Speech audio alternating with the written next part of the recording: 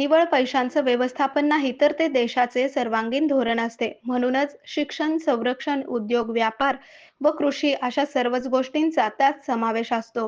गेल्या 10 वर्षांमध्ये पंतप्रधान नरेंद्र मोदींनी या सर्व क्षेत्रात आमूलाग्र बदल केले आणि अर्थनीतीला नवे आयाम जोडले. त्यामुळेच भारताची अर्थनीती थोडी आगळी पण जगावेगळी ठरली, असे प्रतिपादन प्रसिद्ध आयोजक राम भोगले यांनी केले.